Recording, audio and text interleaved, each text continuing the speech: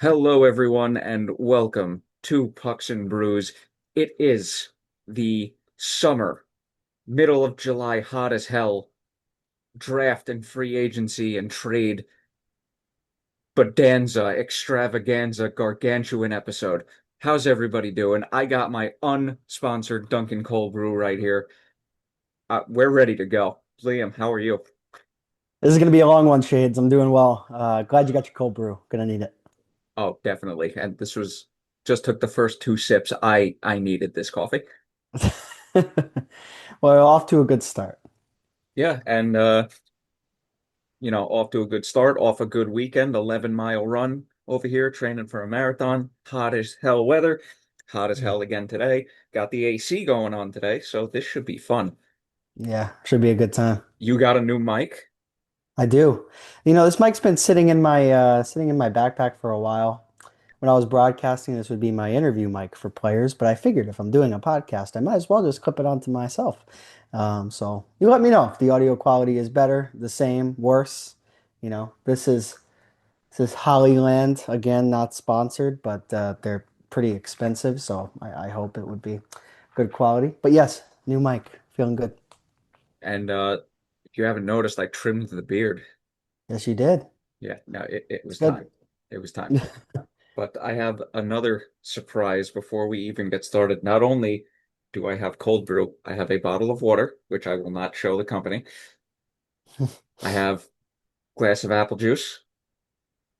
I picked the yellow cup for some reason. And I got some Snapple iced tea in my mug over here. Oh wow, got it all. I told you, gargantuan episode. Yeah, big one. A lot of important stuff. Anyway, without any further ado, shout out to my boy Mike, who I saw at Dunkin' Donuts earlier while I was getting the coffee. But all right, let's just go right into this. So, before we start with anything, let's start with the NHL draft. I almost said NFL again, but the NHL draft from 2025. We You would have saved it. recorded sooner, but schedules no bueno. But Yeah. Liam, take it away because I know you got a lot to say. Yeah, so the NHL draft obviously has come and gone, and let's take a look at the top five or six draft picks of the first round, where things are definitely loaded on the talent side of things.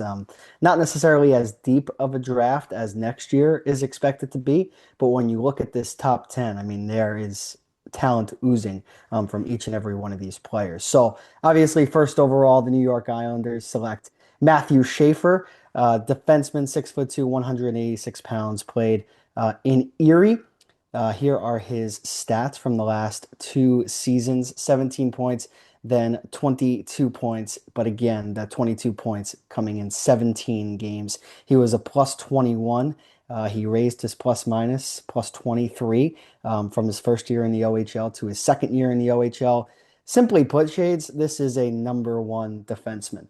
And the Islanders trade away Noah Dobson, which we'll get to a little later in the first round and later in the episode as well. But they replaced one top four defenseman with another who at 18 years old could very well come in and slot in full time with this 2025-26 New York Islanders team. So this is a slam dunk pick. Nobody else you really should have gone for at number one. You can't pass on a defenseman that, again, could be franchise changing. So anything you know about Schaefer Shades or?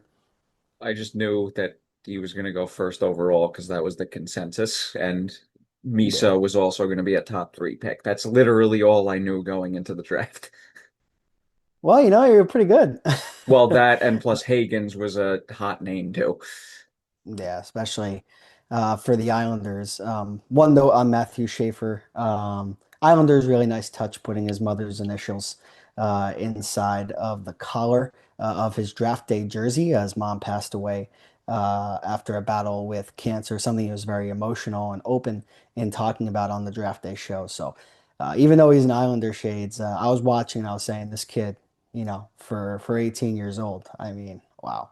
If he's like this at 18, I wonder what he's going to be like when he's 25. Definitely seems like captain material. So Well, Schaefer, no doubt, number one overall pick.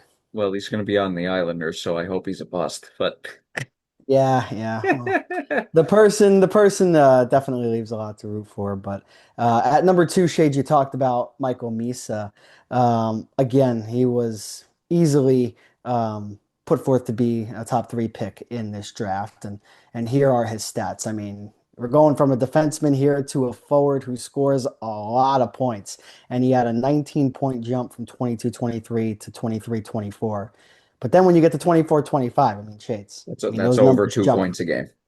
Yeah, those numbers jump right off of the page. 134 points, albeit in the OHL, still extremely impressive. I don't know off the top of my head where that season ranks all time It's got to among be up there. OHL players, but it's got to be up there. And I don't think San Jose can look at that and pass on it at Holy the number crap. two. 62 goals in 65 games. That's Jesus uh that's Christ. that's that's McDavid Jr. numbers. And you know what? Just I would just like to see how that compares to McDavid's numbers in the OHL. There it is. Michael Misa had more points in a single season in the OHL than Connor McDavid did.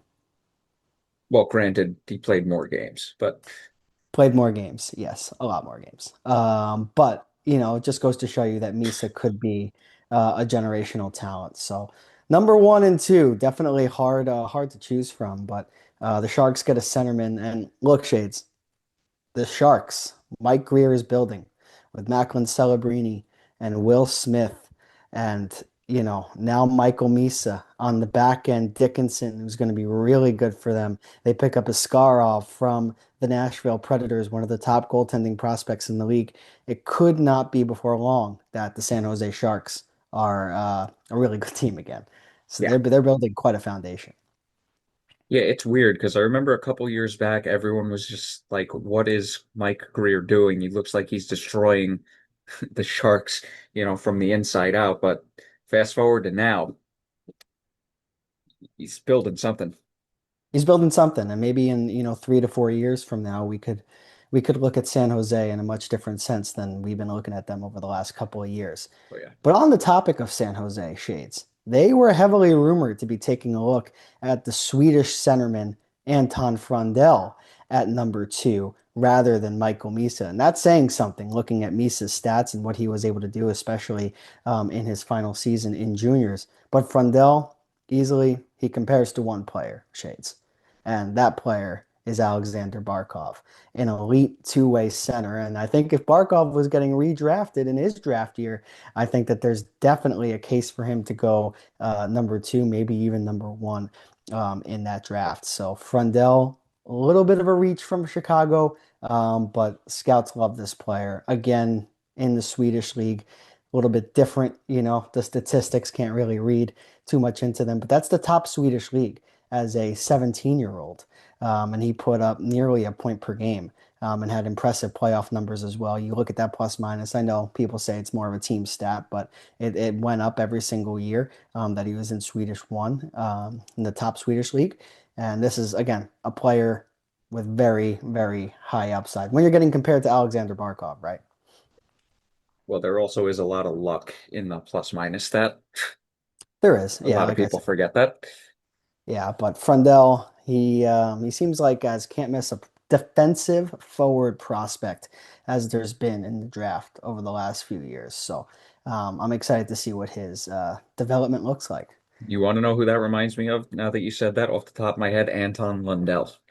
Anton Lundell, yeah, he was taken a little bit lower in the first round, and that's a steal for the Panthers. Lundell, Hey, one of my two-time favorite Cup champion. players.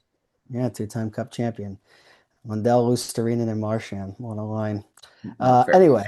So we get to the number four overall pick, Shades, and this is Utah. And again, I didn't really have a lot of information on this player, but I think going into the draft, a lot of fans were thinking, okay, this is where Porter Martone goes. This is where James Higgins goes. Maybe Roger McQueen will jump up the board a little bit, but it's Caleb Desnoyers. Hope I got that right.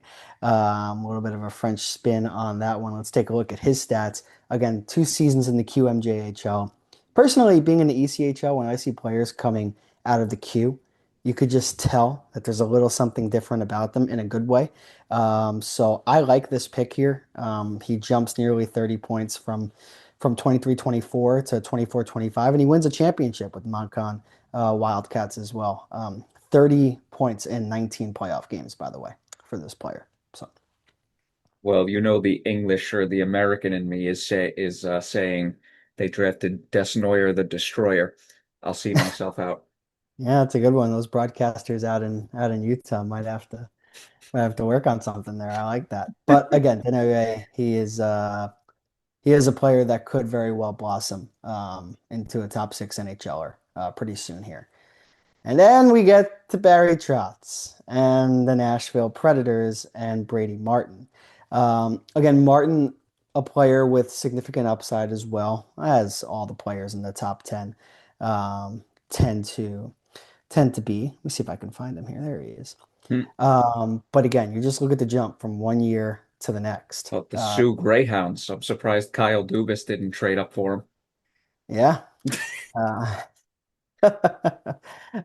but again, I don't want to say it's a little bit of a reach because all of these players deserve to be here. But I think based on where the mock drafts were, I think Barry Trotz went a little bit off the board here. But hey, it could very well work out. I mean, look at these numbers. They are really solid. And when you see a jump like that, he could be 1 year away from being possibly a 100 point guy. If he decides to stay in juniors, an extra 28 points, and then suddenly that's looking like a steal. So that's number five. Shades. We get to number six, and this is one of my most favorite players in the entire draft. Porter Martone, 6'3", 210 pounds, drafted by the right team, the Philadelphia Flyers, who I think are going to be best for his development out of Peterborough, Ontario. 100-point season, kept getting better every single year in the OHL. Was a 13-point guy, then a 22-point guy, and by the time his draft year came along, he was a 98-point guy. Um, Ton of physicality, going to fit in with the Flyers real well. I think still deciding whether he wants to go to college or juniors. I know that deadline has passed, but definitely a big part of the Flyers' future for sure. I I love mean, this player. he just sounds like a Philadelphia Flyer too. Yeah, yeah, plays like it too. And then we get to number seven. This is the big one right here, right? Yep. The Boston Bruins drafting James Higgins, of course, playing his collegiate hockey at Boston College, so doesn't necessarily have to move too far away. The Islanders were all over him. A Long Islander said he wanted to play on Long Island with the Islanders. The Shea Higgins tweet fiasco was going around from Islander fans. Really good two-way player. I'm really surprised he fell to number seven. And here's also, I believe I heard from Frank Saravalli, who was speaking, and Frank, whatever. But he was talking about, potential trades that Matthew Darsh for the Islanders was looking at in order to move up to seven. And there really wasn't a willingness from Boston to move on from the player. So I think this is a player that Boston was hoping was going to fall into their laps, and James Higgins did. And you remember Shades, Higgins was projected to go number one overall there in the years leading up to this draft. Yeah, at one point, yeah. And here are his stats just to get him up. Only one season at Boston College, but you're playing in the Hockey East and you're putting up a point per game. It's pretty good. Yeah, I don't think people realize how good a point per game is in the NCAA. Yes, extremely difficult and showcasing himself as a facilitator. Loves the game. Again, the size. I think if you look at one thing where you're not sure. But again, smaller players in this league, especially over the last several years, have proven, to have a spot. And, I don't think that's going to change for Higgins. I think it's going to be a really good player. So, I'm and surprised then Drury didn't try to trade up for him. He loves his U.S. national team development program he prospects. does. But again, it goes back to what I said before about the Islanders. I'm sure the Islanders would have loved Higgins. But I'm not sure if the willingness from Boston was necessarily there. A couple of players, I'm going to jump around a little bit here. Sorry, Jake O'Brien. I don't really have a lot of knowledge on you, to be honest. But Ratty Murka from the Buffalo Sabres. There was a little bit of criticism towards Kevin Adams for this pick. 6'6", 210-pound defenseman out of the Czech Republic. I mean, pretty good points, in 43 WHL games. Um, Kevin Adams reaching a little bit here. What do you think? I mean, I was a little bit shocked when Megan Chayka on the ESPN broadcast was ripping this as much as she was. Um, I don't really think there was a consensus can't miss pick in this range. What do you think? Well, I mean, from what we saw in the 2017 draft, 6 through 10, that they were you could miss there. Yeah, definitely could miss there. But And hey, look, I mean, you do need to build out your blue line. So right. Yeah. not Yeah. exactly going to kill them here, but it's Buffalo. I just think when and luckily he's a right shot defenseman. I mean, a lot of what's going on with Buffalo right now is the potential trade of Bowen Byram and how they have no room on the left side for anybody. So I'm happy it's a right-handed defenseman, but you can make an argument that they could have used a forward like a Roger McQueen or a Jack Nesbitt who has definitely opened some eyes. But really, for me, Shades, as far as expert analysis, that's really all I got from a lot of these guys. Just one note I do want to make at 16 and 17 here. Victor Eklund and Kayshawn Aitchison. Aitchison, yeah. Aitchison. Eklund was projected to be a top 10 pick. The brother of William Eklund, very interestingly enough, of the San Jose Sharks. Um, and Aitchison, again, a defenseman out of the OHL. Big, bruising, physical. Really, three nice pieces for the Islanders to walk out of the NHL draft with. So, Damn Islanders. oh, one more player I would like to talk about. Mr. Mason West, drafted 29th overall from the Chicago Blackhawks. And this was a player that a lot of scouts were wondering when is a team going to jump on him? Because he's a two-sport athlete. Football and hockey obviously has the frame at just 17 years old. Played just 10 games of USHL hockey with the Fargo Force, 9 points in 10 games. This is a guy you might want to keep your eye on as a potential late draft day steal. Or he could just go all in on football, and Chicago could give up a 29th overall pick. But if he does make his way to the NHL and to the prospect development of the Chicago Blackhawks, I think he's going to be a real good player for them. That's all I got on the NHL draft. Congratulations. Oh, one more pick, actually. Our beloved New York Rangers. Um, Mr. Malcolm Spence in the second round. I'm surprised a player like this fell to the Rangers. Left wing, shoots left, 6 feet, 203, 32 goals, 41 points for 41 assists for 73 points in 65 games, 57 penalty minutes. So, I mean, I would say needs to clean that up a little bit. Plus 10, and then has 4 goals and 5 assists for 9 points in 9 playoff games with 6 penalty minutes. All right, so that seems to just on It's a the good pick. surface, that could have been a reason why he dropped a little bit. Yeah, it could have, but he's still producing. And again, when you think of guys that are exceeding in the NHL playoffs and their style, I think Malcolm Spence does replicate that. I'm gonna have to work on the penalty minutes, like you said. Big game player though, 9 points in 9 playoff games. Even before that, 4 points in 6 playoff games.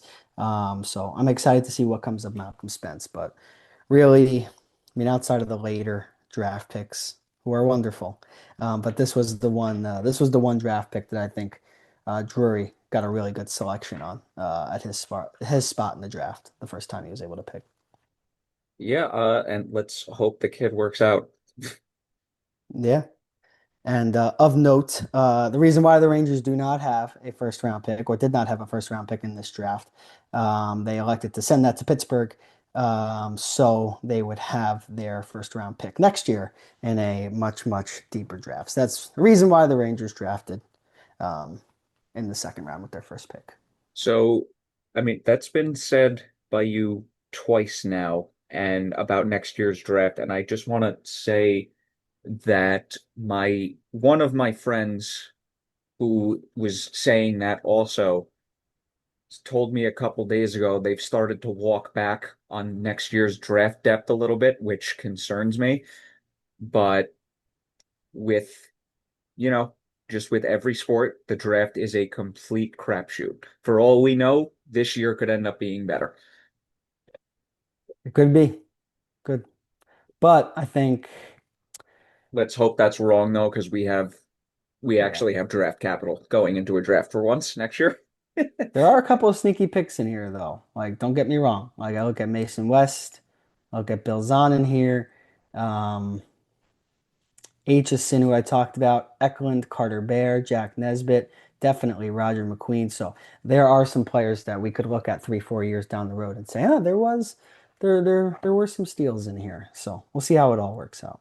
The only critique on, again, on the surface that I have for the Rangers is they seemed to have waited to draft a right wing prospect, which, to be honest, we're still kind of pretty weak in now, especially after we traded away Kako. So I'm not gonna blast Drury for this because overall I think he's had a good offseason so far. But the lack of development for right wing and drafting and signings, we have Samuel Jung in the sixth round from the Czech Republic.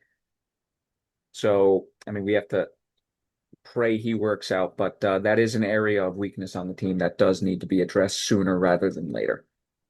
Yeah, for sure. Oh, and before I forget, I do need to mention one specific individual that was drafted in this draft, and that is from the Seattle Kraken, Blake Fiddler. Gotcha, bitch. Only the real ones know that reference. Love it. You don't understand. I was watching the first round Friday night, and I forgot which, you know, draft analyst had their best available on the screen, and he was like 1 and 2, and I'm like, please pick this kid. Please pick this kid. I have this joke ready to go in 2 group chats. Then they picked him. Then they pick somebody else, and I'm like, damn it, I have to retype everything. So he finally goes 36th overall, and I was finally able to make that joke, and I was so happy because he shares the same first initial as the joke in the game, the coach in shell. Shout out to Bacon Country, who I don't think makes videos anymore, but he was a real one back in the day. That's hilarious. Like, you don't like I was like seething, like make the freaking pick him already. uh, And it happened. it happened. 36th overall. Would have been pretty cool if it was 37 because 3 and 7 are some of my favorite numbers, but I'll take 36, We'll take it. which I believe did the Jets draft Brees Hall 36th overall or was he 34th? I have no idea. All right, that's a random. I didn't mean to bring that up. That was just a random No, thought out loud. you're good. Let's Random be thought out honest. I loud. have no idea. Yeah, let's hope the Jets get their shit together, but different sport. Yeah, that'd be nice. All right, so that ends our draft or overall league draft portion. And now we get to the signings. And ho, boy. Oh, there's a lot. Oh, don't worry. We'll get to the trades. Or do you want to intermix them here? Or do you want to do them separate? I don't really mind. I'm doing this on the spot. Let's separate them. All right. Well, since I brought up signings, let's do the signings first. But we will get into the trades also because some notable ones. But There will. first and foremost, let me pull this up. So we're going to do a shortened version of what we did last year. For those of you who don't remember, we spent way too long talking about pretty much every signing. So we'll do a condensed version of that. And here we go as I got to remember how to share my screen here. There it is. All right. So, no, share it. Okay. Minimize that. Thank you. All right. So Ryan Donato on the Chicago Blackhawks, 4 years, $4 million a year. I think that's a thumbs up for me.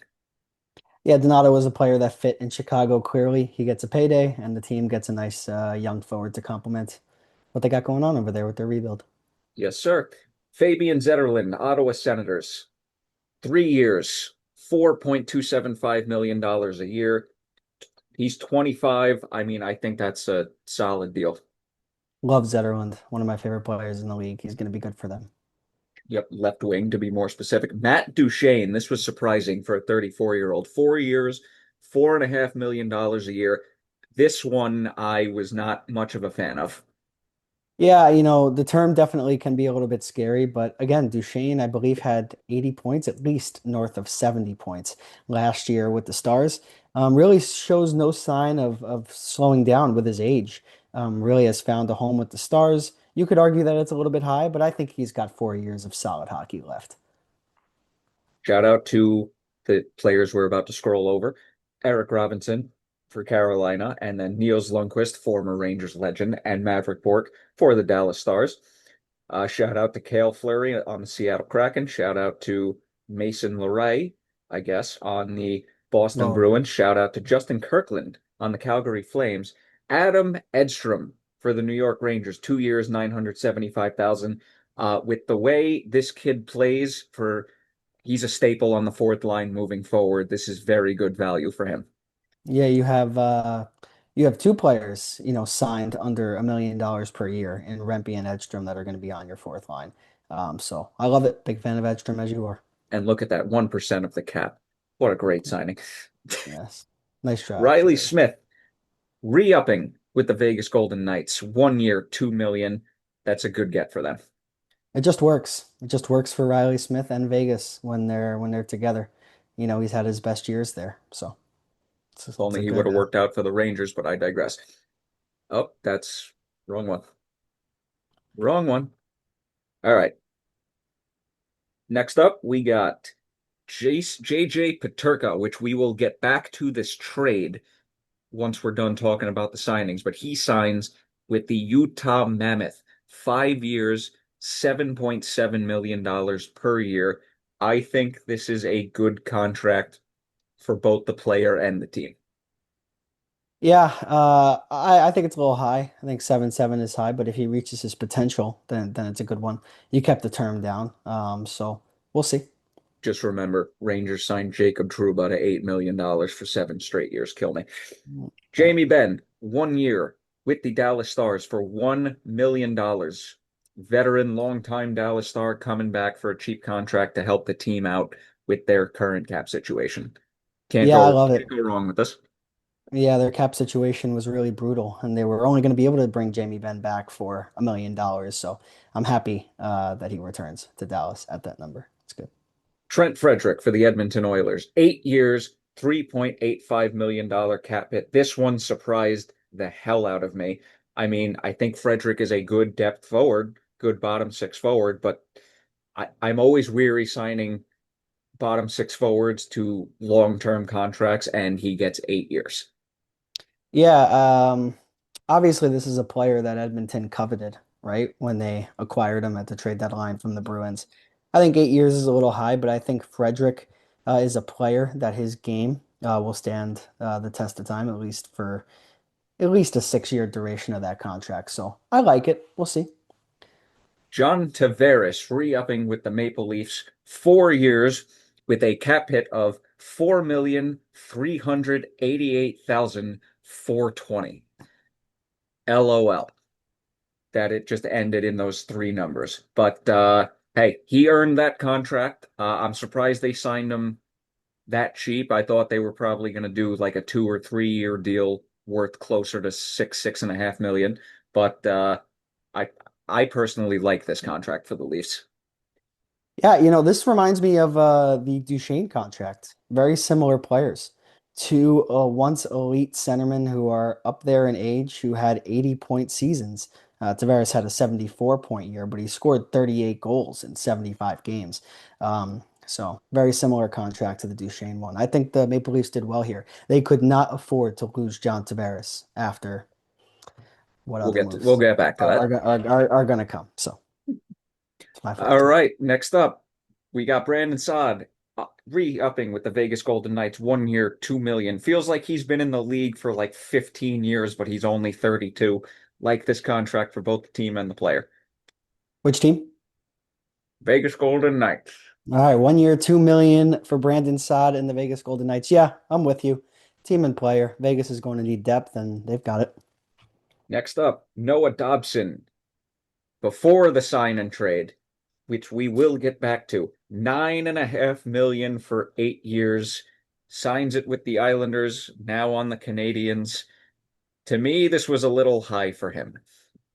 Yeah, I think with the cap going up, I think that's going to adjust players' salaries, and I do think it's a little bit high. But again, that's the price you pay to lock down a defenseman who, after his draft year, has come in and solidified himself into a top four role and has showed to be a pretty good offensive producer. So wait and see for me. Well, we had a minor technical difficulty because I forgot to share my screen again. I was But gonna say something to be honest, but I thought maybe you were just cutting it. no, no, that was a mistake on my end. See, I tell you, something goes wrong every episode, and you know, I'm just gonna point it out next time. Whatever. at Anyway, least I yeah, realized almost immediately. I do want to make one note on Dobson. Look at that number right there. 9.9% of the cap. Just saying. 9.9. Next up, Jack Quinn, Buffalo Sabres, 2 years, 3.375 million. I remember when they initially picked him, and you were just like, I don't like this pick. Now he's actually turning out to be a pretty good player for them. Yeah. Again, I think at the time I thought it was a little bit of a reach for where they were. I think they were in the top 10 that year. But yeah, he gets a nice bridge deal here, and we'll see what he's able to do. Obviously, has shown quite a bit of promise. Happy for him. And the Yep. Sabres, they need to keep on to their young good players. They need to do something because they're just a mess. Yeah, for It's sure. amazing how them and the Bills are owned by the same two people.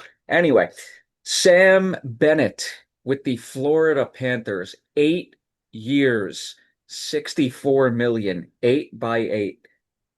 Well, we knew he was going to get a big number, but is $8 million really a year for a guy who's never scored 30 goals? Is that smart?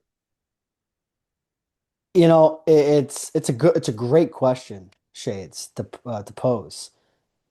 I would say no, but back to back Stanley Cup championships. That's nothing to sneeze at. So here's the thing. If the goal for Bill Zito is to win more Stanley Cups, this is a good signing. But if the goal is to build a long-term winner, like long term, like 8 years down the road, still be a contender, I just don't know. Hey, This is maybe. going to be a very interesting contract. We've seen this a lot, right? Players coming off a Stanley Cup win, great runs, sign a big deal, and it kind of falls flat. But I think Sam Bennett at the same time is a player that fits really well in Florida, in their system, under Paul Maurice, with a lot of the guys that they have on that roster. So I love how I just got a text in a group chat. What about Love Island? And the response was fuck off. Okay. Just to throw in some randomness here. Shout out to Justin Sourdiff on the Capitals. Shout out to Kevin Ball and the Calgary Flames. He got 6 years, 5.35 million. I remember when he got traded from or to the Devils, whichever one that was. Kevin Ball was great in that series where the Devils took us down. S 25 years old, Still not but over it's that. that's a hefty contract, big one. Yeah. Yeah, that's a thumb in the middle right there for me. Shout out to Hayden Fleury on the Winnipeg Jets. Shout out to Joel Hofer on St. Louis Blues, 2 years, 3.4 million, goalie. Can't get enough of them these days. Dante Fabro with the Blue Jackets, 4 years, 4.125 million. I liked Fabro when he was on Nashville because I remember he was a highly touted defensive prospect going into the draft. Things didn't exactly work out well, but for just over 4 million for top four guy or second pair guy, can't complain too much. I like Fabro. Yeah, a little bit of a weird exit from Nashville. But Columbus locks down a 27-year-old D. I Yep, like it. pretty much. Dude, Columbus, they're slowly coming They're, up. they're getting there for They're sure. getting there. Yeah. Shout out to Marat Kusnadinov. I Not definitely bad. butchered that on the Boston Bruins. Ville Husso with the Anaheim Ducks, 2 years, 2.2 million.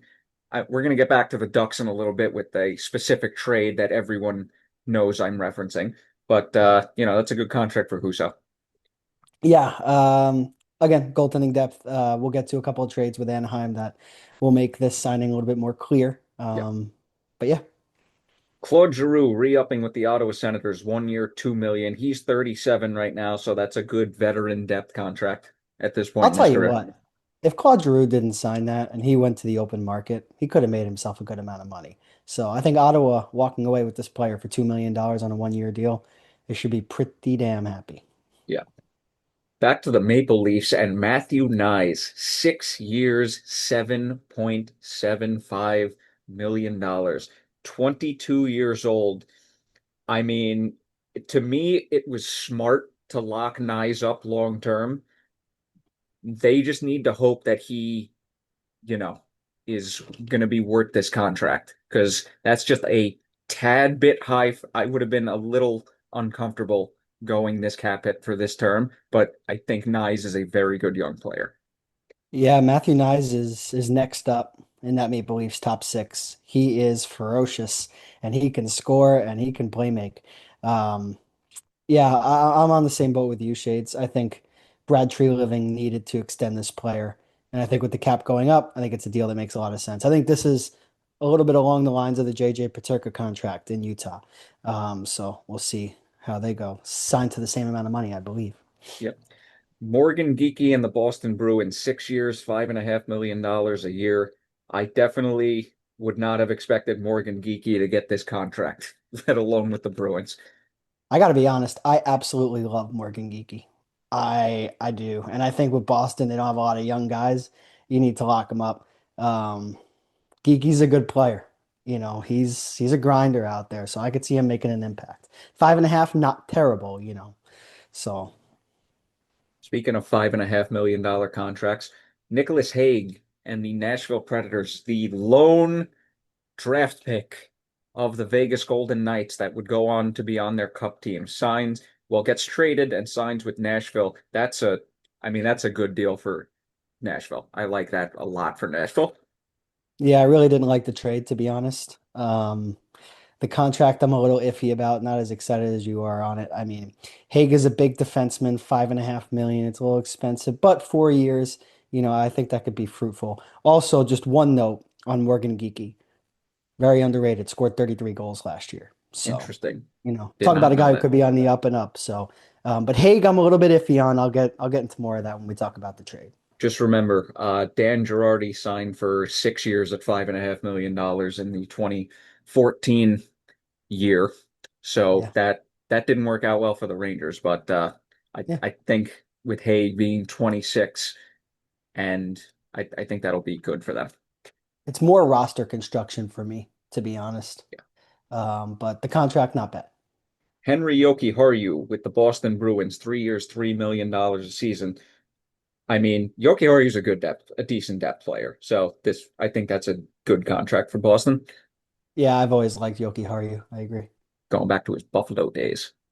Yep. Yep. Still only John, 26. yeah, Young, I know it feels like he's been in the league a lot longer than that. for sure. Shout out also to John Beecher and Michael DiPietro with the Bruins. They both signed. Kasperi Kapanen re-ups with the Oilers, 1 year, 1.3 million. Uh, Decent depth player. They needed him. He was Yeah, good last year. yeah, and they need to. They just need Oh, they just need NHL players. yeah, Oilers need to figure some shit out, more Yeah. specifically in goal. Shout out to Sam Malinsky and the Colorado Avalanche. Shout out to Max Sasson with the Vancouver Canucks. I definitely butchered Pretty sure it was Sasson, but it's all right. Sa- Mass in the assassin. All right. Alexander Romanov, 8 years, $6.25 million with the New York Islanders. Yeah, I think that they'll be okay. I think Not a that'll be fan okay. of the team, but a big fan of the player. Good contract. I like it. Hate that we have to say that about the Islanders. Yeah. You got to give credit where it's due, Darsh. Not Yeah, bad. that good off season so far. All right, shout Yep. out to Atu Ratu with the Vancouver Nailed Canucks. it. Yes, that is Nice. that is how you pronounce his name, even though it has a Y. Shout out to Albert Johansson and the Detroit Red Wings. Aaron Ekblad and the Florida Panthers, 8 years, 6.1 million. I think this is a great contract for the Panthers. Ekblad 100% could have gotten close to 9 mil a year on the open market. He took a big time hometown discount here. So 8 years always a little bit scary. I'll bring back what I had last year. I'm scared. I would be scared of this contract if the cap hit wasn't so good. It's a nice deal. 6.4% of the cap. No, that's a great deal. I hate Florida. Just they're so well run. I hate them. Bill Zito. I love them, but I hate them because the Rangers is like the complete opposite. I digress. Shout out to Declan Chisholm on the and the Washington Capitals. Evan Bouchard with the Edmonton Oilers, 4 years, 10.5 million. This was a lot for me. Yeah, I mean, 25-year-old defenseman. I mean, you look at the numbers, right? I mean, this is a point producer from the back end. That's what it's going to cost. I mean, if I'm the Oilers, I would have liked to get it in at around 9.5, to be honest. But one other note, Shades, they were at risk of an offer sheet here. Yeah, So maybe they did have to overpay a little bit to keep the player. 4 years, though, it's a little low term. and Just saying. 11% of the cap. Dude, if you look at it, I mean, at Oilers, they got a lot of top-heavy contracts now, kind of like the Leafs back a couple years ago. They do. But But the cap is going up now, so they're stuck against the wall, though. You got to keep McDavid happy. So. yep. Shout out to Jonathan Berggren and the Detroit Red Wings. Shout out to Levi Merilainen and the Ottawa Senators. Levi. Mitch Marner. It says the Toronto Maple Leafs on this page, but he got traded to the Golden Knights, which we'll get back to. $12 million a year for 8 years. You knew he was going to get this contract somewhere. This is a great get for the Knights. Yeah, on a couple of fronts, right? I'm excited to see Marner next to Eichel. Eichel is an unrestricted free agent next year, so I think, having Marner locked up makes it a little bit easier of a decision to stay in Vegas. It's a hefty number, Shades, for a player that hasn't had a lot of impact in the playoffs. I know that can change, especially for a 28-year-old. The numbers are the numbers. But 12 million it's high, but it's what the cost of a superstar player is entering unrestricted free agency these days. You look at Leon Draisaitl, you look at Artemi Panarin, you look at a lot of the guys who are going to hit unrestricted free agency in the next year, like Kaprizov. So I think 12 million is going to be right on the button on where a lot of those guys are going to be at. I'm just apologizing right now for what I did on this page. And for anybody who's listening and not watching, no, I did not open up some not safe for work website. I just shut up. All right, let me stop talking. Andrei Kuzmenko and the Los Angeles Kings, 1 year, 4.3 million. Yep, that's a thumbs up for me. I've always liked Kuzmenko. Numbers a little bit high, but for a 1 year deal, you can't complain about the cap hit. So. Exactly. Shout out to Steven Lorentz and the Maple Leafs. Gonna circle back to this. Shout out to Nick Cousins and the Ottawa Senators. Ivan Provorov in the Blue Jackets, 7 years, 8.5 million. This guy's already 28. He feels like he's been in the league forever. Now, Columbus is definitely building something, but I'm iffy on this contract. I'm a little iffy on it too. It's refreshing to see a player want to stay in Columbus though, after getting traded over there. Um, yeah, 8.5 is a little bit high. Lefty. Yeah, I'm a little iffy on it, same as you. But Yep, Columbus definitely is building something now. absolutely. Florida Panthers at it again. Brad Marchand. This was the surprise contract of the offseason. 6 years, 5.25 million for a 37-year-old. Look, he still has it, has some left in the tank, but 6 years at that cap hit for a 37-year-old playing the way he does, this could age very badly in 3 years. Yeah, I go back and forth on this. The cap hit makes it manageable. But like you alluded to, Shades, I don't know what type of player he's going to be at 40, 41, 42, 43 years old. So. Yeah, this could go badly, but I think he still has 2 good years left in him. Yep. Patty Kane re-ups with the Red Wings, 1 year, 3 million. Thumbs up for both the player and the team. Yeah, it's good that they're back together. So Jonathan Taves. Yes. Jonathan Taves with the Winnipeg Jets. 1 year, 2 million. Very happy for him. Love the player the Jets are getting. Is he the same player that he was? Probably not, but he's going to be phenomenal in that locker room.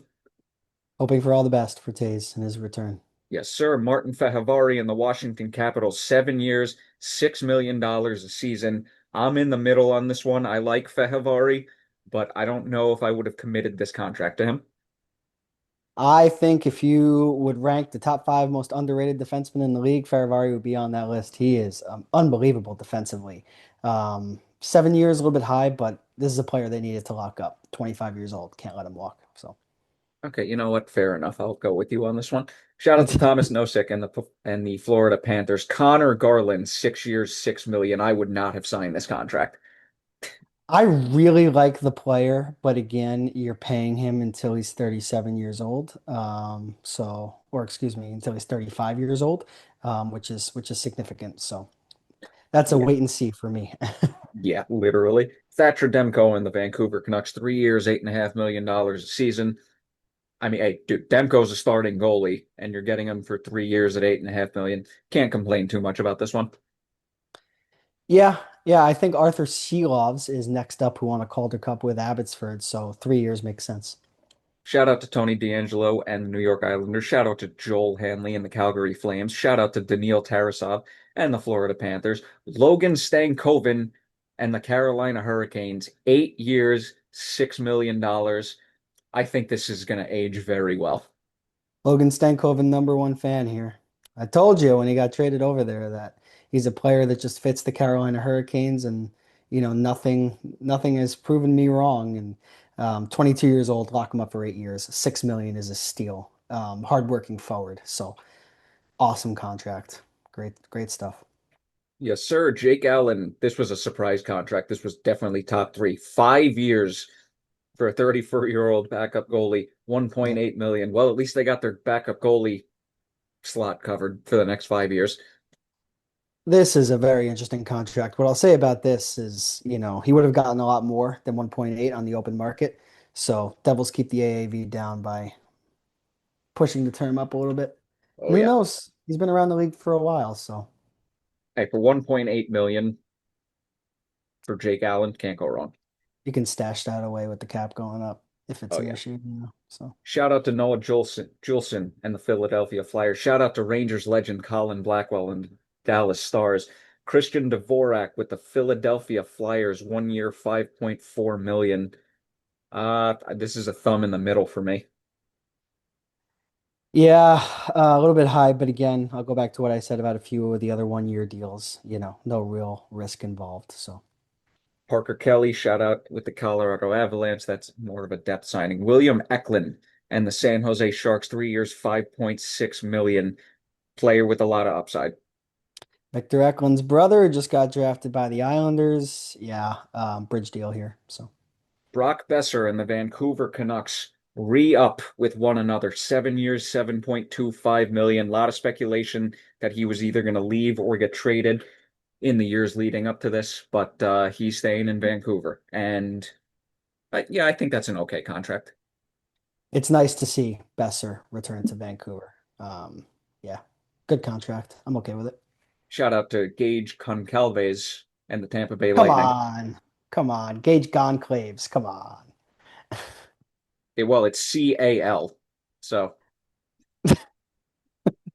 Gonclaves. But yeah, the spelling didn't help you out on that shout out to one. Gage. Shout out to Dan Vladar and the Philadelphia Flyers. New York Rangers. 7 years, $7 million a season for Vladislav Gavrikov. We will circle back to this later in the episode, but two thumbs up. Yeah, best defensive defenseman on the market. And at that cap hit compared to what Provorov got, 1.5 million a year more on the left side. So tells you all you need to know. Two thumbs up. Way to go, Drury. Only took you 5 years. Connor Brown and the New Jersey Devils, 4 years and $3 million a season. Uh, preferably if I was the Devils, I would have tried to either ink a 2 or 3 year deal with him and maybe closer to 2 million, but he played good on the Oilers, so he deserved this, or he earned this contract, I should say. Yeah, Brown had a couple of good years with Edmonton. Didn't really know where his career was before he signed with the Oilers, but I don't love this deal. Yep. Not a fan. But I like the player though. Speaking of a terrible contract, Tanner Jeannot and the Boston Bruins, $3.4 million a year for 5 years. I swear to God, GMs in this league don't learn jack shit sometimes. That's going to be terrible. It's one of those where you see what kind of player he is and who won the Stanley Cup and you want to bring those type of guys in, but 5 years is it's rough Yep. Shout based out on to the Michael current contract. Pezzetta and the Toronto Maple Leafs. Joel Armia and the Los Angeles Kings, 2 years, $2.5 million a season. That's a good signing for them.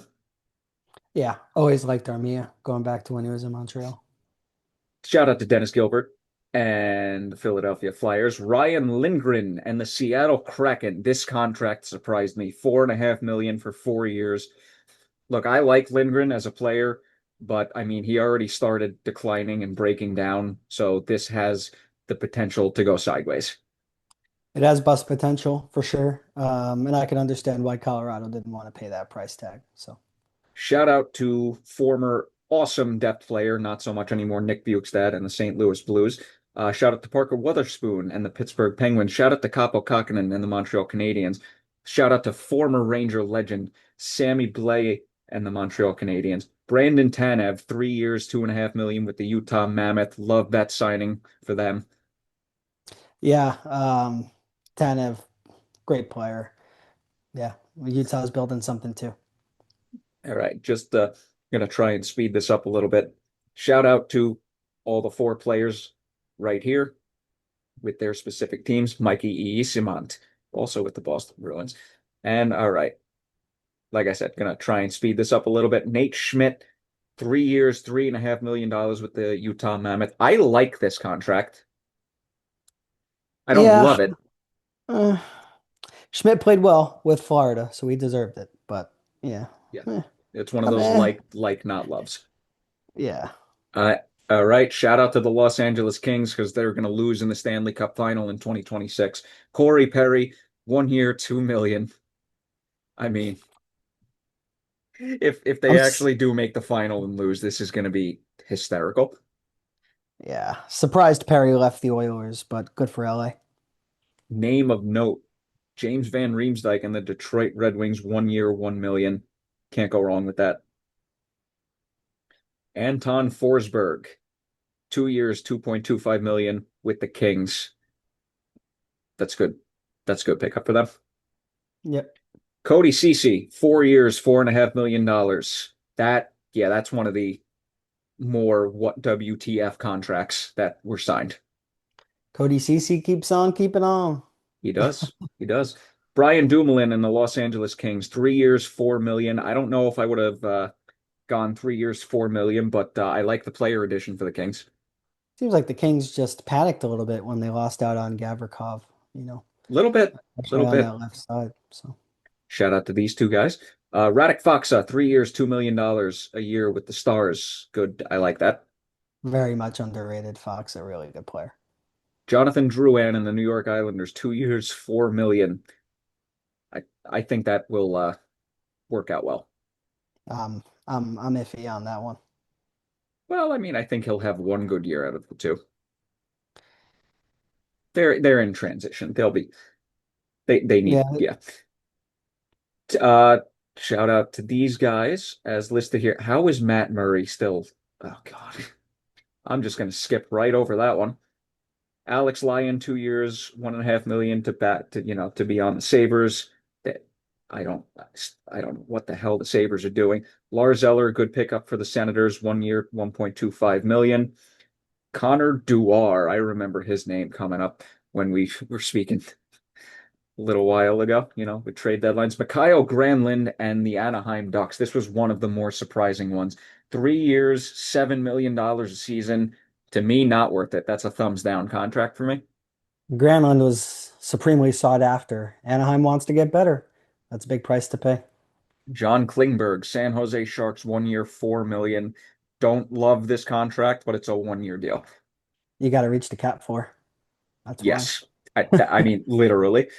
Again, shout out to these guys that I'm scrolling past right now. I'm going to stop saying everyone's name to save time. Will Cooley and the New York Rangers, 2 years, 3.9 million. Great bridge deal. Yeah, Just wish very they would happy have to have, signed him longer. very happy to have gotten Cooley at 3.9 million. We'll see what the contract looks like after the 2 years. Yes, sir. Ryan McLeod and the Buffalo Sabres, 4 years, 5 million. So I good. think that'll be all right for them. Good player. Yeah.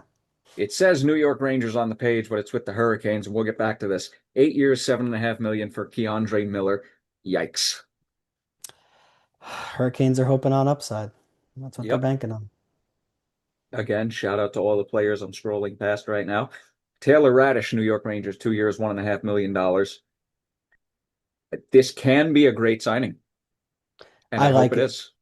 I like it. Good signing. Washington had a really good year last year due to a large part players like Radish. So Oh yeah, Rangers legend Vinny Lettieri, Toronto Maple Leafs, and Drew Mangiapane, 2 years, $3.6 million with the Oilers. I think that's a great get for them. yeah, I think it's nice for them to get some more depth down the middle. Mangiapane battling some injury history, but hopefully he can come out of that. Evgeny Dadonov and the New Jersey Devils, 1 year, 1 million. He's 36 at this point in his career, but I think that's a solid pickup for them. Yeah, no risk there. Could put him next to Hughes, maybe he could score some goals. Florida Panthers signing Jeff Petrie, 1 year, 775,000. I mean, he's 37, and with what the Panthers have done the last 3 years, yeah, that's a You get thumb a up for me. You get a Nate Schmidt replacement though, True. and for under $1 million. So Anthony Mantha and the Penguins, 1 year, $2.5 million. That could be a good signing for them, and that could also be a middling signing because Mantha's been a inconsistent player. yeah, 1 year deal. Prove it. Yep, pretty much. And we are on to the last page. Shout out to the guys I am scrolling past right now. Cody Glass, 2 years, 2.5 million. Speaking of the 2017 draft that I brought up earlier, Mason Appleton and the Detroit Red Wings. This was one of the more underrated signings, in my opinion. 2 year, 2.9 million. Good depth forward that they needed. Yeah, I like Appleton a lot. I was thinking Drury might take a swing, but a little It pricey. did not happen. Gustav Nyquist, 1 year, 3.25 million with the Jets. He's 35, but he's still got some left in the tank. I like that. Yeah, and Pia Suter, player below him, very good as well. It's a nice deal for St. Louis. 2 years, 4.125 million. Morgan Frost and the Calgary Flames, 2 years, 4.375 million. I remember this kid was very highly touted coming out of Philadelphia and sort of lived up to his hype, but not fully. Yeah, still looking to break out. Again, good bridge deal for a center. So Caden Primo and the Hurricanes, decent backup goalie signing. Brent Burns to the Colorado Avalanche, 1 year, 1 million. He's trying to get a cup. keeps on keeping on. Love it. And he can still play. So good on them. Dmitry Orlov, 2 years, 6.5 million with the Sharks. After how his Carolina tenure went, this is thumb in the middle for me. Cat four. Cat four. Exactly. Very, very well put. Nikolai Ehlers, this was the one that pissed me off because he's going to a division rival. 6 years, 8.5 million. Love the player, love the acquisition for the team. Good cap it. Yeah, Ehlers is a player that Carolina really needed. They needed speed and skill down the wing, and they got that. Hefty price to pay, but I think, 6 years, you're able to limit the risk. So, um, Absolutely. needed to get him, and they got him.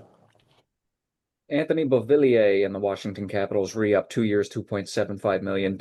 Okay depth player. Yeah, Beauvillier was good for them last year after he came over at the deadline. So, A lot of players were good for them last year. All right, and that is just about it for the signings portion of this podcast. Only 36 minutes this year. I think we did that was literal yeah, improvement. Yeah, not bad. We'll take it. Year after year improvement. That's what you want. We'll take it. And we're right around an hour right now. So we're doing phenomenal compared to last year. Yep. All right, now we got to get into some trades. Let's do it. This is still going to be one hell of an episode. All right, where do we begin? Where do we begin? So, I feel like I forgot to mention this last episode. Back to the sharing of the screen we go. Eric Howla is now a Nashville Predator with the trade between them and the Devils. Jeremy Hansel's now on the Devils. I mean, that's a decent get for Nashville. Hall is 34, so that could go either way. Yeah, yeah. I guess Nashville's trying to retool and compete next year. So Hall's gonna Mason have. Marchment gets traded from the Stars to the Kraken. This is a good pickup for Seattle. Yeah, cap dump from Dallas. They needed to do it, and yeah, I like the pickup from Seattle too. One Yeah, year that deal for him. and that cap dump went right to Matt Duchene. Yep. uh, that's Burakovsky for Veleno. I mean, both of them just looked like they needed a change of scenery. Trevor Zegras gets dealt to the Philadelphia Flyers from the Anaheim Ducks. Now the question is, will Zegras actually get his head out of his rear end, or will he continue being the same player he is? Yeah, again, Philadelphia building something big time with Zegras, Martone, Drysdale, Cutter Gauthier, who came over last year. This is not a lot to give up for me, if I'm Philadelphia, worth the upside. Yeah, Ryan Paling, a second and a fourth. So, I mean, that is a little pricey to give up for Philly, in my opinion, just, because you're banking on bounce back and upside here. Evander Kane gets dealt to the Vancouver Canucks. This is going to be interesting to see how this one turns out for a 2025 fourth round pick. Yeah, I didn't love this at the time, but Vancouver's getting a hometown player last year of his contract, but just to get the Oilers off 5.125 million for free like that, fourth round pick, okay. I don't know. It's worth it. It's interesting at the Yeah, beginning of fourth the round offseason. pick, you're not exactly giving up a ton here. Yeah, but it's the money. It's the money. Yeah, but now it's just going to be like, are things going to go well in Vancouver with this or not? That's It's a something to good keep thing an eye it's the on. last of a 4 year deal. Good thing. Exactly. Now, this trade, you and I were on opposite sides of the spectrum. JJ Peterka gets dealt Yeah. to the Utah Mammoth from the Buffalo Sabres in exchange for Josh Doan, Shane Doan's son, and Michael Kesselring. I was on the what the hell is Buffalo doing side, and you were on the this actually isn't too bad for Buffalo side. So Yeah. say what you want to say. Yeah, I think that's a good way to describe it, to be honest. I just think it's not too bad of a deal for Buffalo. I think what would have made this a slam dunk is a couple of draft picks, even if it was a couple of mid-round draft picks. If you get a first, that would have been awesome. But a couple of things to keep in mind here. Shades, JJ Peterka didn't want to be in Buffalo. He was not going to re-sign long term. I think teams around the league knew that, and that's why the return maybe is a little bit underwhelming. But Kesselring, 25 years old, terrific underlying numbers, can be, an offensive presence for them. It's never a bad thing to build your back end up, but again, that goes back to why I still think um, that the draft pick of Rodney Merca was a little bit weird, because you're building up so many of these defensemen. That's not even including guys like Samuelson, who you still have on your roster, and Owen Power and Rasmus Dahlin and Bowen Byram. So, but yeah, at the end of the day, I don't think Buffalo did terribly here, and you're really backed against a wall. Um, when you have a player that doesn't want to play for your team and won't extend for your team. So take what you can get kind of thing. Just to put this into context, Peterka is coming off a 27 goal, 41 assist season for 68 points in 77 games. So Yep. he's on the precipice of becoming a point per game player at just 23 years old. Yes. But nothing Buffalo could have done if he didn't want Yeah, to be yeah, didn't yeah. want to be there. right? Oh, yeah, it's called Sell the Team. Yeah, well, I can't really help them with that. No, no, we can't. Uh, Shout out to some other trades that we're scrolling past here that don't need to really be mentioned too well. Now, this trade, I'm on the side of this was a lot to give up for him. The Canadians acquire Noah Dobson from the New York Islanders in exchange for two draft picks that we talked about earlier in the 2025 first round and left wing 23-year-old Emil Heineman. Yeah. This was a lot to give up if I'm the Canadians.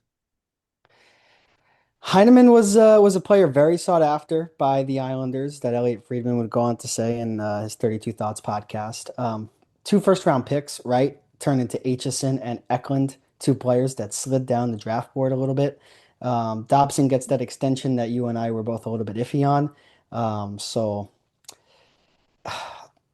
I don't know if this is a trade that Montreal needed to make. That's how I'll put it. Now, I feel like this should be mentioned. Look at Dobson's point production in the last 3 years. He goes from 49 to 70 last season, and this past season, 30, excuse me. He drops back down to 39. So there was a 30-point dip. Granted, the Islanders were not that good, but that's a lot to give up. Look, he is a first line point producing defenseman, but that's a lot. Yeah, just don't know if this is a trade they needed to make, and they gave up a lot, and I'm iffy on the contract and the deal, to be honest. Yeah, I mean, I don't think this is gonna work out as well as the Canadians hope for what they're giving up, but that's just me. But if it does, it work. I mean, it's not going to look like the worst trade in the world. Yeah, they're clearly Canadians trying to take that next step in their rebuild. So that was the next step, getting the top 4D. And this was a straight up cap dump because we heard rumors of them possibly going after Sidney Crosby. The Avalanche dumped Charlie Coyle and Miles Wood to the Columbus Blue Jackets, which I think this is, I don't want to say a sneaky good deal for Columbus, but I think it will work out for them this year. Yeah, we're at opposite ends here. I've always liked Coyle, but 33 years old. Ugh. Wood still has 3 years left. That's a little bit of a cap hit. And Gavin Brindley, you talk about prospects. He's going to be nice for them, for Colorado. And two pretty valuable picks as well. So I think Colorado did well here. Why did they make this trade is my question. And he has one Um, NHL game under his belt, so that's not helping me right now. can't really take much from that. No, but he is a 20-year-old right wing prospect. I'm just gonna open this back up. Uh, in the third year of his entry level deal, he was the 34th overall pick 2 years ago in 2023. So, I, I mean, there's no stats that I'm pulling up here, but this has a chance to be a very good addition for Colorado. It does. Yeah. And hey, Columbus wants to get out of the basement of the Metropolitan Division. Coyle, a player who has been there before, had a lot of success. So And there were a lot of draft day trades, which we will talk about in uno secondo. And as I said before, we will get right back to it. And here we go. So the next trade we're going to talk about is get the hell out of my way, you pop up. Peter Mrazek and John Gibson basically get traded for each other. Detroit and Anaheim making the goalie swap. Anaheim low key is giving up or got quite a lot, I should say, for a 31-year-old Gibson who, while he has been on the god-awful Ducks the last few years, hasn't exactly been the same goalie that he was. gosh, John Gibson has been in trade rumors for so long. And finally he gets moved in the last year of his contract. I think Anaheim does well here. They get two mid-round picks. Mrazek, like you said, just completes the goalie swap. And finally, After letting Billy Husso walk, Detroit has a number one guy in the net. Finally. Or at least a go-to number two. Well, I mean, who would start over him? Gibson Well, I'm just just started. saying on paper. Oh yeah, on paper, sure. But yeah, Eiserman needed to make the deal. He did. Man, that cap hit's heavy though. Good thing it's a 1 year deal. Well, he's got 2 years. 2 years. 2 years. Yeah. Yeah, it's still kind of hefty, but yeah, we'll see. We will see. Yeah, this was a neat little trade that happened. As I said before, there was a lot of draft pick trades, just straight up draft pick trades. But we will go on to this trade next between the Nashville Predators and the Vegas Golden Knights. The Predators, as we, mentioned earlier, Nicholas Hague gets traded, and they also get a 27 round three pick, and the Knights get Jeremy Lauzon and Colton Sissons. On paper, I like this trade for both teams, just based on the surface with the names, but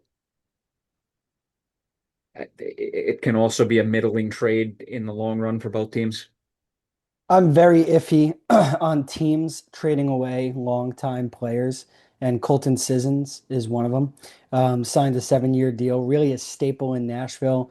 Lozon, you could say, okay, how much better is Haig than Lozon? I think he's 2 years younger. I think he's much bigger. Um, I think Nashville does okay here, especially with the extension. Yeah. But I don't know if I would have traded away Sissons.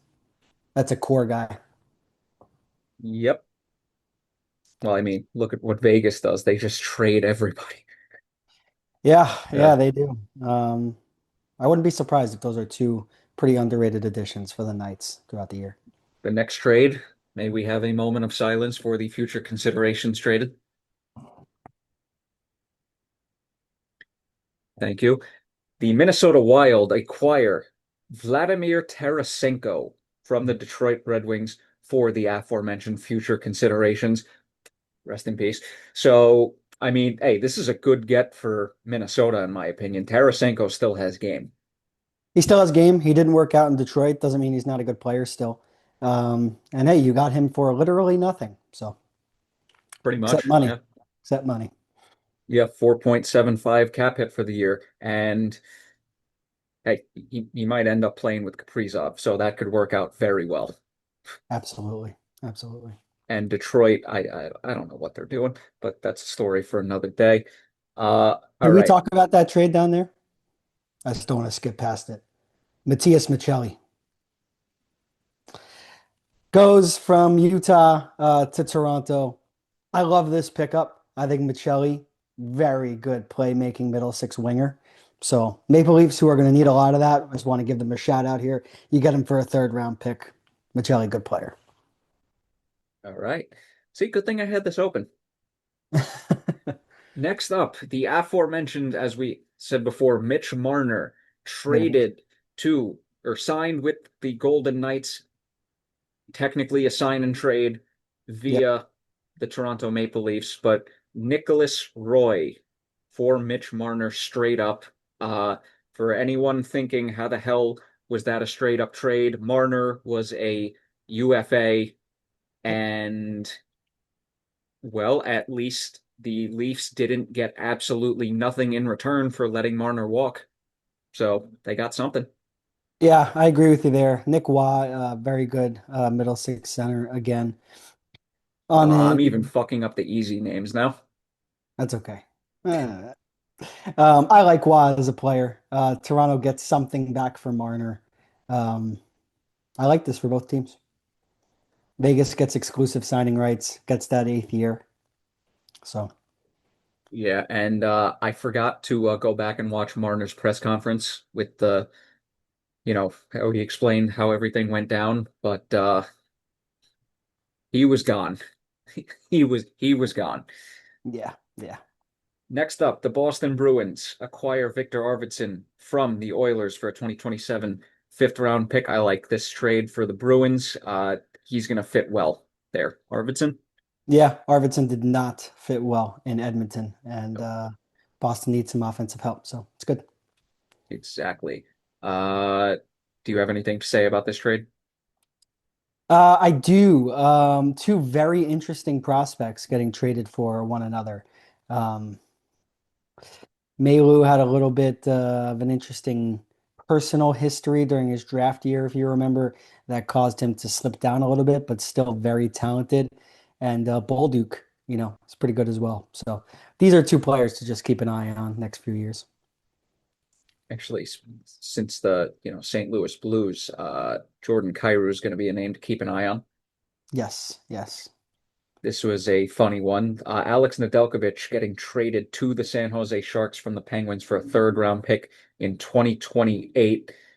I'm cap floor, I was about to say, Shade, say it with me. Got four. cap floor, and plus they needed a depth goalie.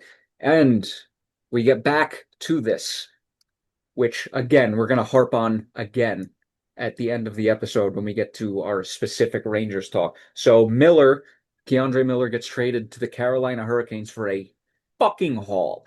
Scott Morrow, a 2026 first and a 2026 second. It's a conditional first, but it will be a first. So let's just call it for what it is. The Rangers sold a player that they had no leverage on, got a haul back for him because the Hurricanes see something in them that we don't. And this could work out very well for the Rangers. It could. Keandre Miller was a guy that, just throughout the regular season and the offseason, you just got the sense that the upper management of the Rangers, they were just iffy on, not sold. Um, Again, like this is a sign and trade pretty much. And when you see what Marner got, although Marner was a little bit of more of a done deal to leave Toronto than Miller was to leave the Rangers, in my opinion. They didn't have to give up on a 25-year-old defenseman, but they do. They get Morrow, who has similar upside, plays on the other side, plays on the right. And you get a first and a second. Again, we talked about the 2026 first round, or the draft class, if it's as deep as people say it is. Now you got two picks potentially in the top 40. Yep. And I feel like this went a little under the radar, but Miller's cap hit was basically taken over by the Gavrikov signing. So they weren't Yes. going to be able to sign both of them with Miller at this number. Yep. So you get Gavrikov to replace Miller on the left and Morrow, who can potentially slot in on the right. Drury did a nice job adding to his blue line here and draft capital. So Yes, sir. Only took him 5 years. Anyway, and the last trade of note, which happened yesterday, because it is currently July 9th at the time we're recording. Sam O'Reilly got traded to the Tampa Bay Lightning in exchange for highly touted Hobie Baker winner prospect Isaac Howard, who goes to the Edmonton Oilers. And this is good pickup for Edmonton. I mean, Howard has a lot of buzz behind his name. yeah, Howard wasn't going to sign in Tampa Bay. Just wasn't going to sign there. So Edmonton took advantage. He's a good player. Hobie Baker winner. What else can you say? And there is your trades. We did that in just about half the time of the signings. And we're still at less than an hour and 20 minutes. Like I said, massive improvement from last year, Good or stuff. maybe the year before, whenever the fuck. But yeah, I mean, damn, like a lot fucking happened. It was pretty eventful for sure. A lot of Oh, trades, a lot of signings, and a lot more to come, I think.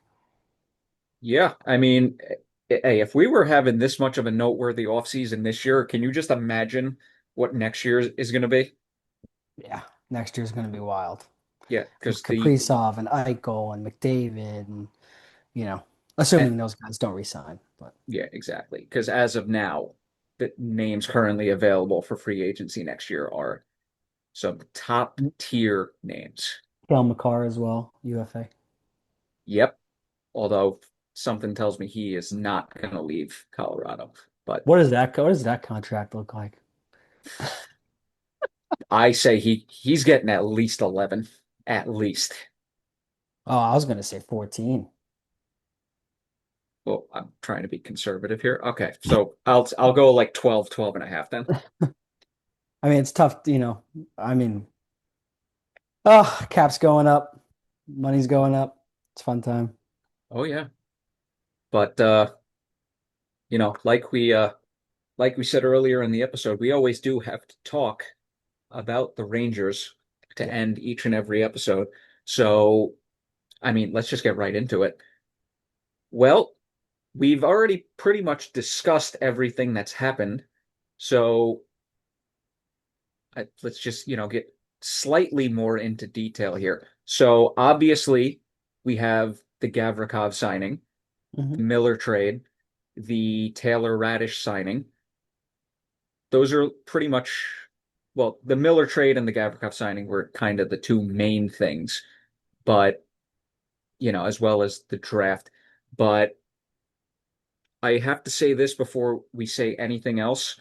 So far, and I did say this earlier in the show, this is Chris Drury's best offseason to date, and by a pretty significant margin. It was a key offseason for him. He needed it. And to be able to get out from under the Kreider contract and get yourself a prospect back in return. Like you said before, you're able to swap Keandre Miller's contract, future contract with the Hurricanes with what Vladislav Gavrikov got, number one UFA. And I don't think you can complain about $7 million per year. Goaltending's locked up, Shesterkin locked up in the middle of the year. Quick has another couple of years on his contract. The bottom six looks good. Young guys coming in. We just need our guys to develop. Lafreniere, Othman, Perreault, Berard, these guys need to continue to grow and be full-time NHLers. But Radish, good player. I still think there's more to come. I think Panarin's a little bit of a question mark. Whenever you're making 11 plus $1 million UFA next year as well, you can add Artemi Panarin to that free agent class. You don't know what's going to happen, but for the first few weeks, including the draft, I think Drury did really well, and he got a good prospect too in Malcolm Spence. In the second round, so Yeah, now the only thing it's that building. worries me is, and this is not me being biased against Drury, this is just me like looking at, other teams in the past after having consecutive bad off seasons from a general manager standpoint. They missed the playoffs this past season.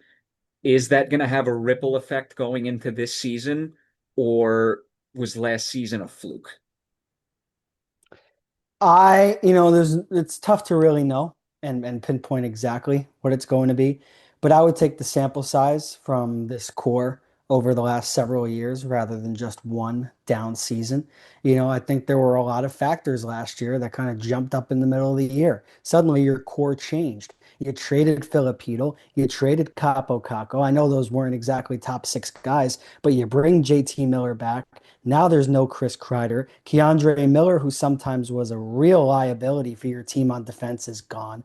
So this team is completely different than the team last year. So I wouldn't worry about last season causing a ripple effect into this year because Drury did enough to change the roster and really the negative parts of the roster. I mean, what would you say, were the Well, down I parts mean, of we're the Rangers still team? kind of hoping on that because if we're being honest, he should have made some of these, or at least attempted to make some of these moves a year earlier, if not two. But he didn't, and you got to look Yeah. forward. And, I think a big reason why the Rangers struggled last year, two reasons, and they're both on defense. Number one, Keandre Miller. And number two, the partner for Adam Fox. You fixed both of those. Miller is now gone. You could call that a little bit of an addition by subtraction. And you bring in Gavrikov now, the best partner that Adam Fox has ever had during his Rangers career. So I think Drury did well in fixing a lot of the key issues. And I would be surprised, really shocked, to be honest, if the Rangers had a year like last year. If they don't make the playoffs, I could see them competing and maybe falling a couple of points outside of the wild card, but I don't see them completely tanking. I Now, don't see it. Miller for Gavrikov was basically a straight up replacement. The only thing still, though, is the current defensive depth on the team is still questionable because Schneider's coming off of a down year.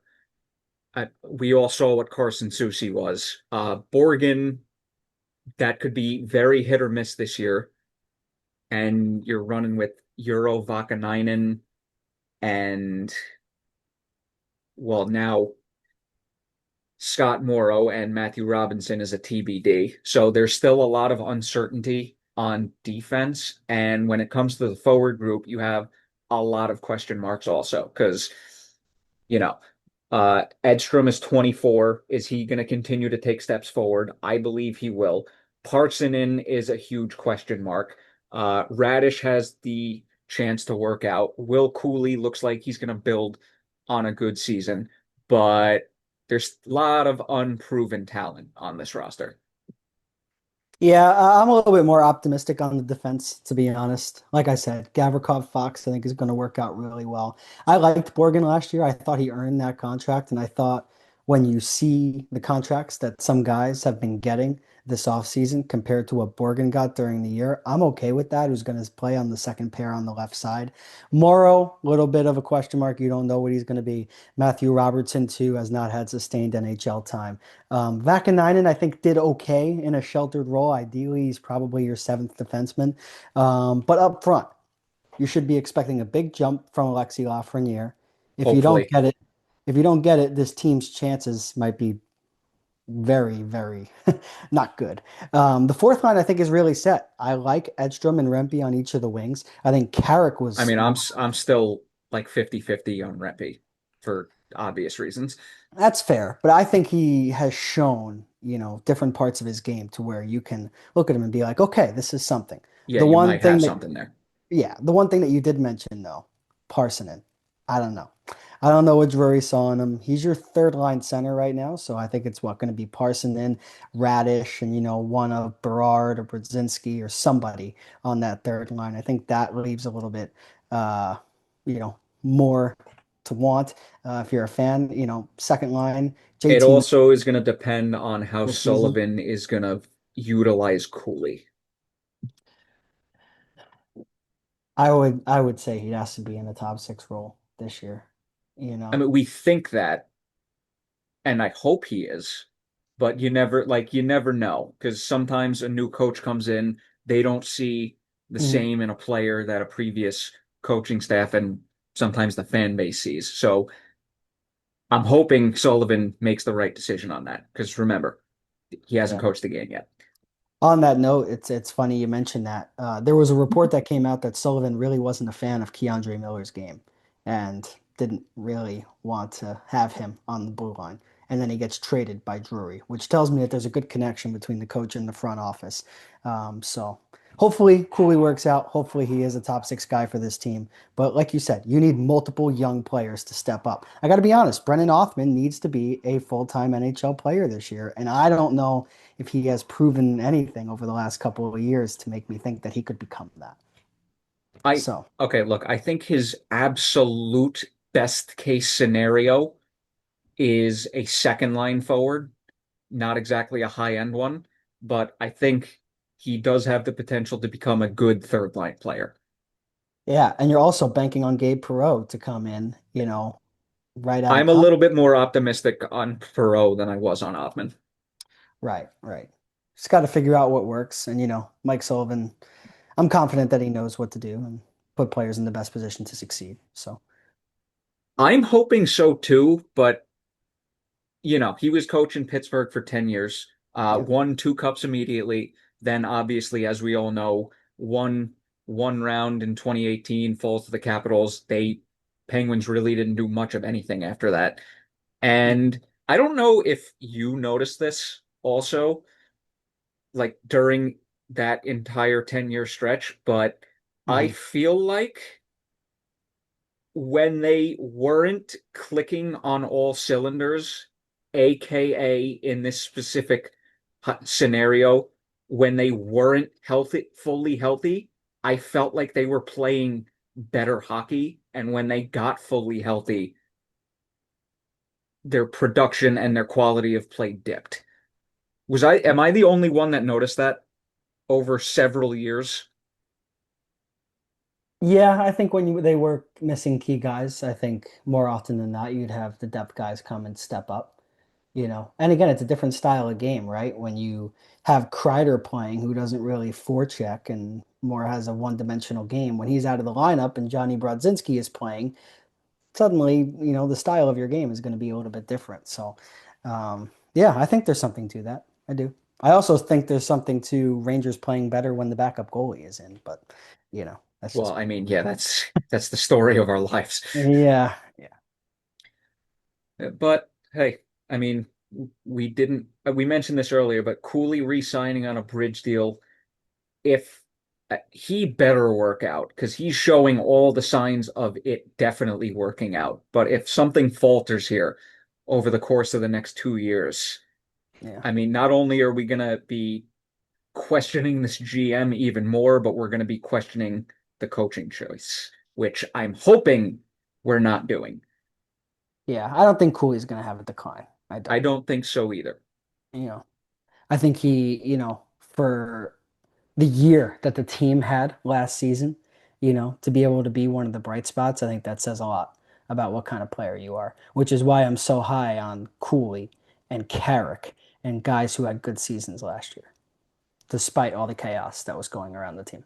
Yeah, yeah. I mean, hey, look, a lot of things went wrong last year. A lot. After the Trouba trade and bringing in Miller, things didn't get much better, and it was very weird going from a President's Trophy winning team, albeit not a deserving one, to missing the playoffs. It's there's a lot of uncertainty. I'm just like hammering home this fact. Right. Right. And only time will tell, but I think Chris Drury's put together the right pieces. The prospect pool is there. You have a Stanley Cup winning head coach. I know it's been a little while, but still a coach who knows how to win. Young players, again, coming up through the pipeline, ready to burst into the starting lineup. I'm really high on Brett Berard. I think he's going to be a terrific forward for this team. You mentioned Braden Schneider at the beginning of our Rangers talk. I agree that he had a down year, but I think his upside is still massive. Like I'm expect if Braden Schneider doesn't have a great year next year, I'd be really shocked. So he and Lafreniere, the two players I'm expecting to take that next step. And also, you need to bounce back from Mika Zibanejad because if you don't get it, what's We that top six going to look like? we haven't even, yeah, and his name came up 12 minutes into this conversation. Yeah, He better have a bounce back because if he doesn't,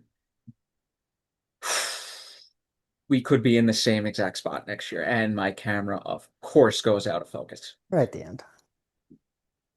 Let's see how long this takes me to get it back in focus. Nope, nope, nope. Hate my life. No hockey talker is going to watch you try and get your camera back in focus.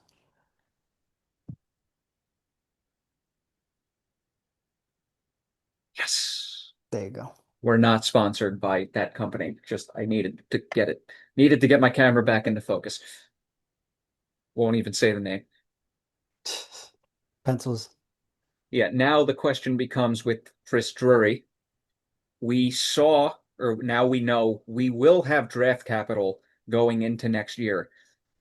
I hope he just uses that draft capital to either use the picks or move up in the draft and not do what he did for the first 3 seasons of his general manager tenure with the Rangers, and that's over trade for players that aren't going to push them over the top, and we're going to be back in this position.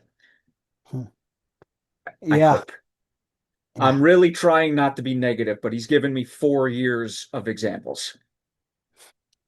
Well, I mean, two first round picks in the draft, he put himself in a good position. And even if he ends up trading one of those picks at the deadline for an acquisition, you still have one left in your pocket. So you can feel comfortable about that. And if you're competing at the deadline, it, makes trading your own first round pick a little bit more feasible. That you know that it's probably going to be a later round pick if you know you're having a good year. So, Yeah, but still, build the prospect pool up because I'm frankly, he didn't look, player development's been that's a whole other issue that he but hasn't. let me ask this question. What direction are we going here? I don't know. Are, are we closer to a rebuild or are we closer to a Stanley Cup? I think we're dead smack in the middle. Well, if we're dead back in the middle, It's closer to a rebuild. well, I think if Drury wants to keep his job, I think he'll go for the Stanley Cup, which would make me think he's going to trade those picks and not develop the pipeline. Problem Well, is, if we at the end don't of the day, win, we're going to be in the same exact position that we are right now. Probably worse. yeah. I think it would be foolish to trade both picks in next year's draft, but Well, I'm right just gonna throw now this you out have to there. be hesitant. This is just speculation, but if Minnesota has a bad year and Matt Zuccarello is just hanging there at the I deadline, don't think he's coming back. I would give up a pick. I would give up that late pick to bring Zook back. He's on a expiring contract.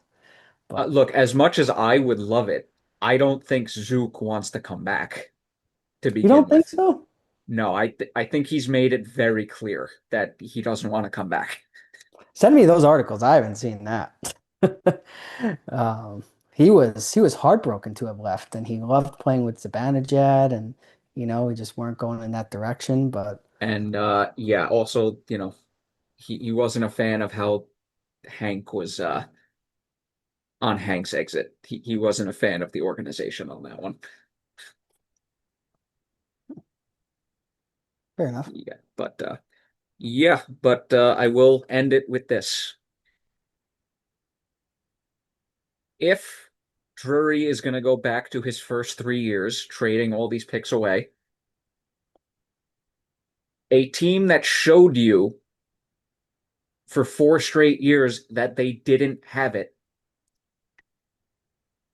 are we really going to go repeat this process again for a team that's not going to win anything? And then we're going to be right back in a position where we were last year, needing to get rid of players and restock the prospect pool, who we still need to do that, like I said. But this is infuriating. I'm getting mad now. I don't think that they just don't have it. I Depends on how mean, you. I didn't think they had it. It depends on how you rate success. Like they've outside of last year, they've consistently been in the playoffs every single year. So since the bubble, and again, two conference final appearances. Like Albeit not really feel good. deserving of two.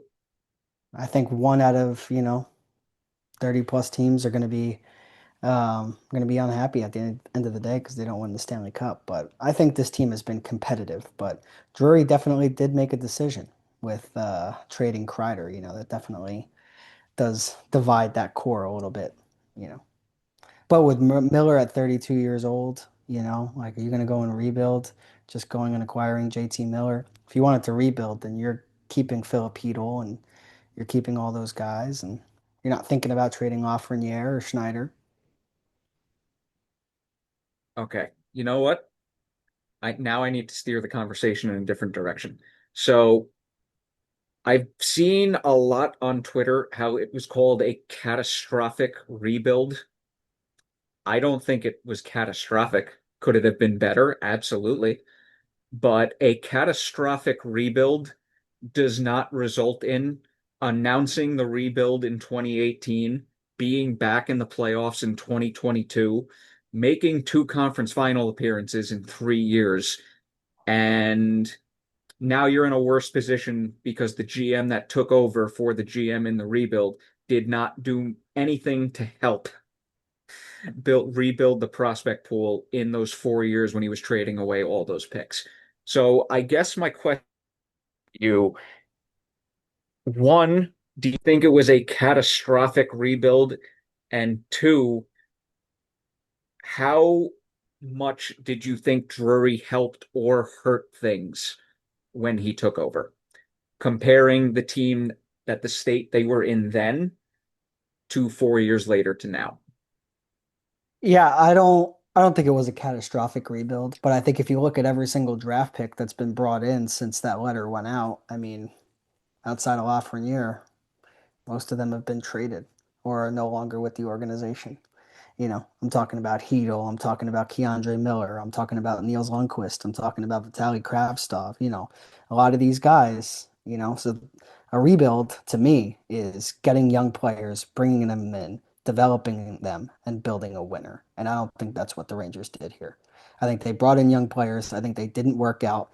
And I think they made strategic moves to build their team on the margins. I think they brought in a high-end free agent in Artemi Panarin and paid him a shitload of money to come in and transform that top six. I think they got incredibly lucky coming out of the bubble and getting the first overall pick, just like the Islanders did this year. And though Lafreniere hasn't had the impact. You still bring in Kako, a number two pick, which just allows you assets to go and move and bring in different guys.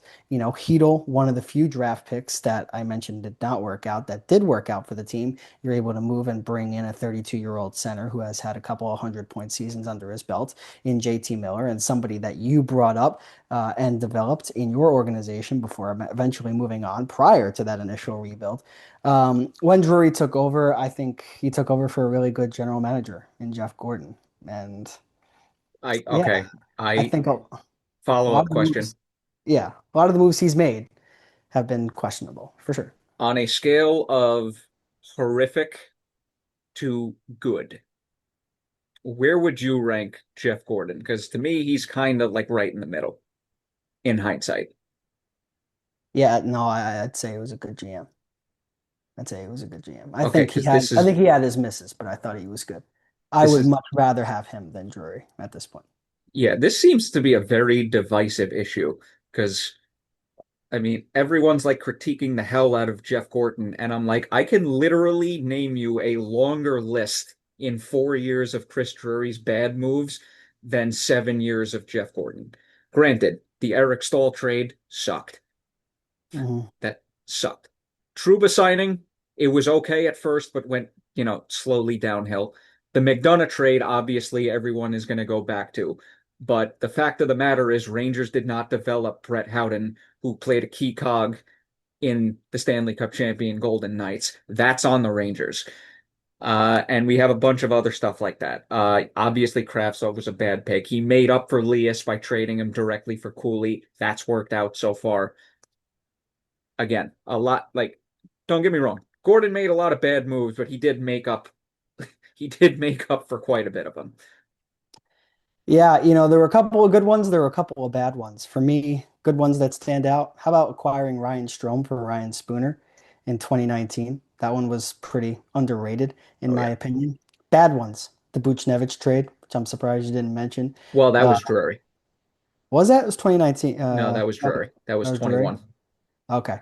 Yeah, that Yes. was his first move. I remember because you remember how livid I was. Yes. Where that's Yes. still an issue, by the way, that specific position on the roster. Thank you, Chris Drury. I think the Panarin signing was good. I think the Hank buyout was something It I know needed to it's happen as divisive, much but as we didn't want to admit it. you needed to do it. I think the McDonough and Miller trade were pretty bad, but I think if again that came in 2018, that's when you were announcing the rebuild. So if you're going And to take it down, tear it down. also, we have to remember Miller did not work out on Tampa. Yes, he did not. No. Yeah, and Yeah, he got so shipped like as already. bad as that trade was, I don't think it was as horrific as people make it out to be. It was still Right, a bad trade, granted, but like McDonough won a cup with them. Miller was not even on those two teams. right. He gets Adam Fox. Fox kind of forced his way to the Rangers, but still you have to put yourself in a position with draft capital to be able to get him. Yep. Um, Besides that, I mean, yeah, like you said, the Eric Stahl trade was pretty terrible. We also have to remember that was his first season, I think, as GM, and that trade had Glenn Sather and James Dolan written all over it. Yep. The Lias Anderson debacle as well. And we also Um, have to remember, I mentioned this earlier in this episode, 6 through 10 in that draft, not good. but Rangers traded Lias Anderson to LA for the 60th overall pick for Will Will Cooley. Cooley. So Gordon made up for that one. But yeah, I mean, Gordon definitely didn't hit on his draft picks for Yeah. sure. When you look at Anderson and Kravtsov and Kako and Lafreniere, um, and here's the last thing I'll say on this, right? Hindsight is 2020, but I think the Rangers would have won a Stanley Cup if they did not make that McDonough and Miller trade. They had announced the rebuild, so it's something, dude, if you had Miller and McDonough still on that roster with how they were improving and where they were, Miller became a I don't know. 100 point guy. Probably wouldn't have had enough money to pay Miller, but that one held us back. And then trading Brett Howden before he blossomed into a Stanley Cup champion, you know. So And that is one of the main issues between Jeff Gordon and Chris Drury that they both share. Player development has been a massive weakness, and it doesn't really seem to have taken any strides so Mhm. far under Chris Drury's 4 years as GM, which that is just as big of an issue as anything. Mhm.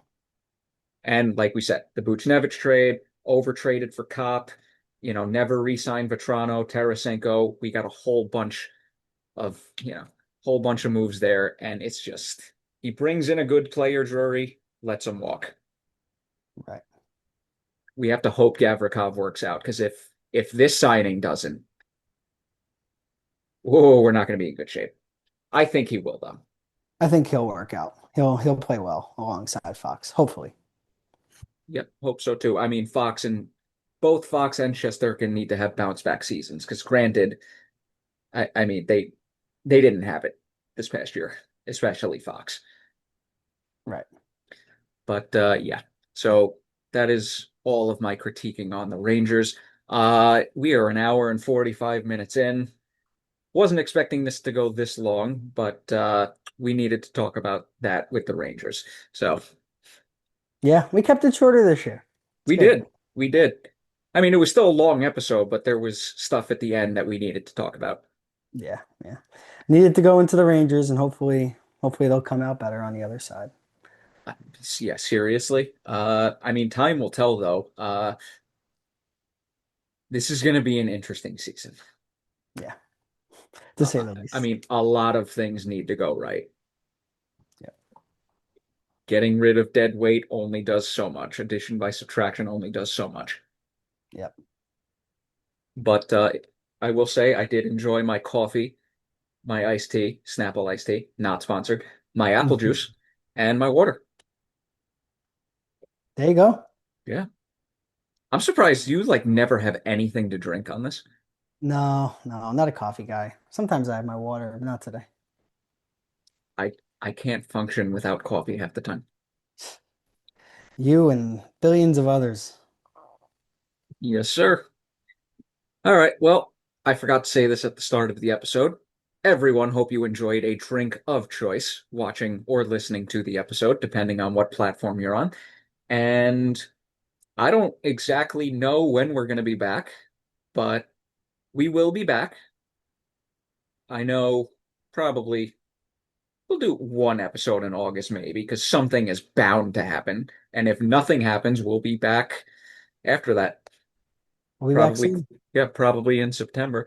Like I said, not going to put a hard date on anything, but sorry for the delay with this episode. Our schedules have not linked up, but please, if you're on YouTube or any of the other platforms, like, share, subscribe.